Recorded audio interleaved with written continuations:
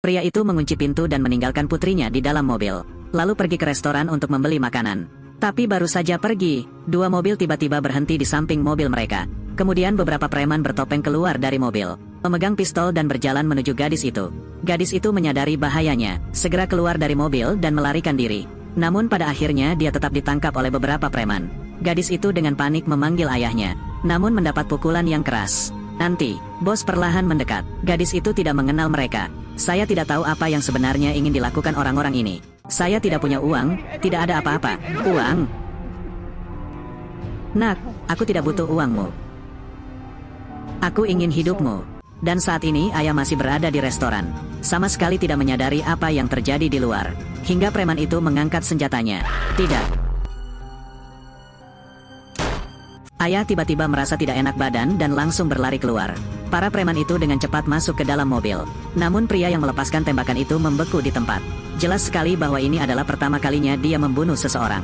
Kemudian ayahnya bergegas masuk dan melemparkannya ke tanah.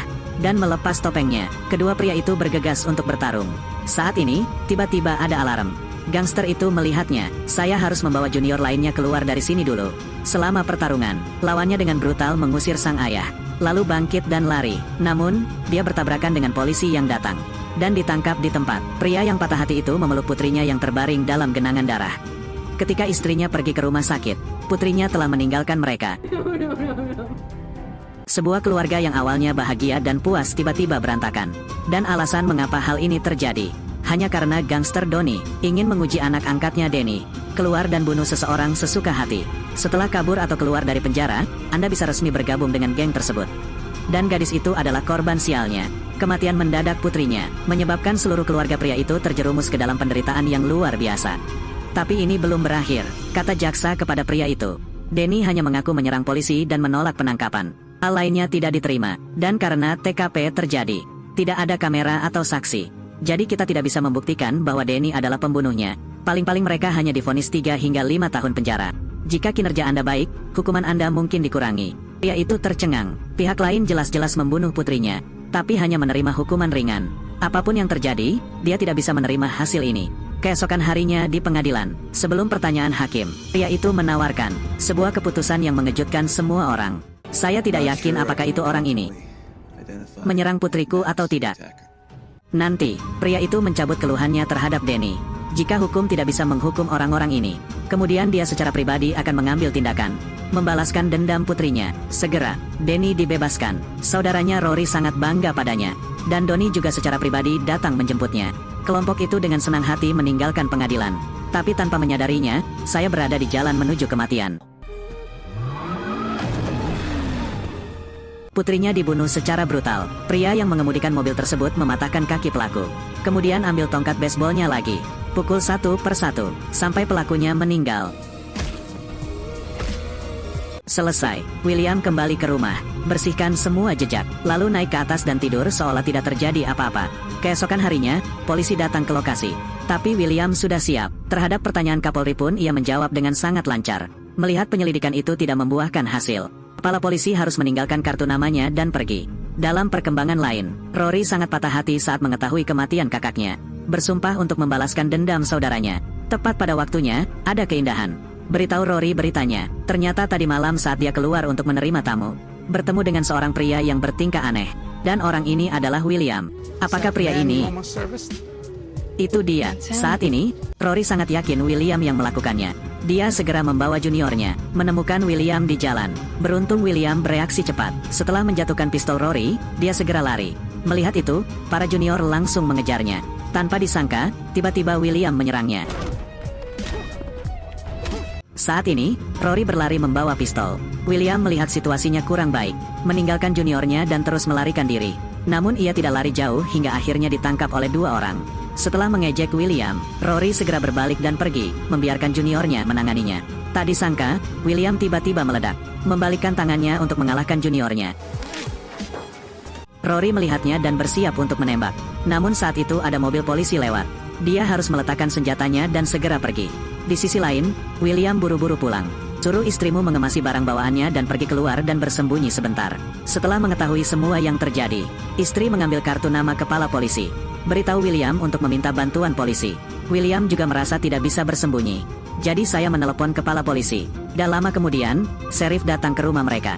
William tidak mengatakan yang sebenarnya. Aku baru saja bilang aku dikejar orang. Tapi sheriff menemukan beberapa pembunuhan baru-baru ini. Semuanya berhubungan dengan William. Tapi karena tidak ada bukti, dia harus membiarkan kedua rekannya tinggal. Lindungi William dan istrinya terlebih dahulu. Dan saya terus mencari petunjuk lainnya.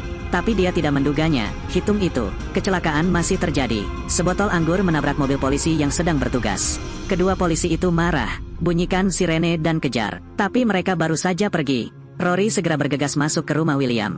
Orang yang datang bersamanya adalah gangster Donnie. Donnie tidak mengucapkan sepatah kata pun. Langsung menembak dan membunuh istri William. Kemudian Rory pun menembak William.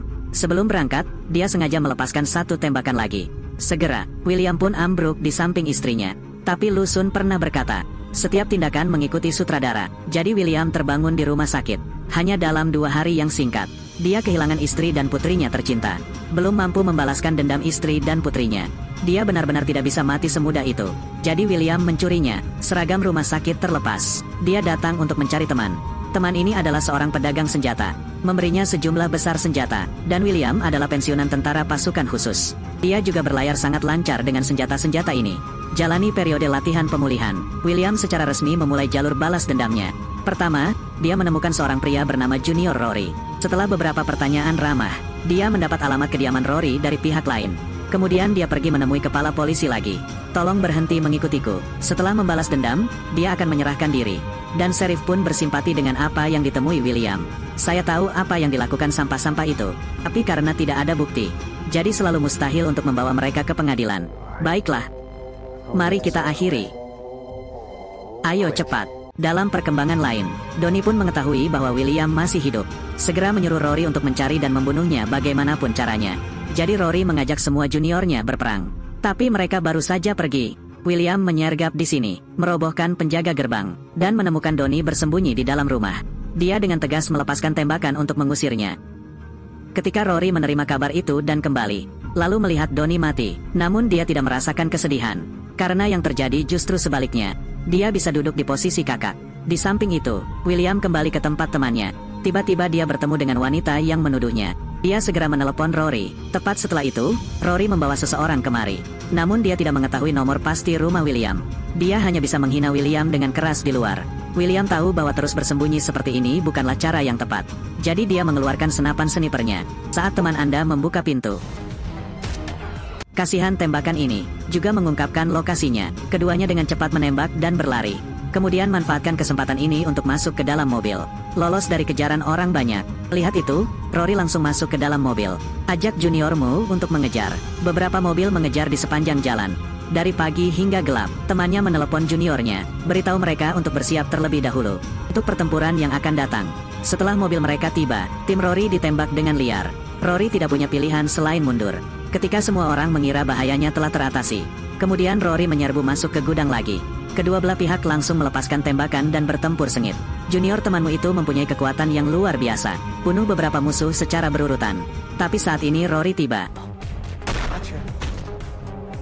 Dia sepertinya dirasuki oleh dewa senjata. Segera semuanya hancur. William ingin menyerang secara diam-diam dan juga terkena. Kini hanya Rory dan William yang terluka. Tapi tetap saja pepatah yang sama. Direktur memberitahunya kapan dia akan mati. Hanya dengan begitu dia akan dibiarkan mati. Segera, William akhirnya berhasil membalaskan dendam istri dan anak-anaknya. Tak lama kemudian, polisi pun tiba di sini. Dan William tidak lagi terjerat. Benar-benar berhenti bernapas. Lihat di sini. Semuanya, menurut Anda apakah William pantas melakukan itu?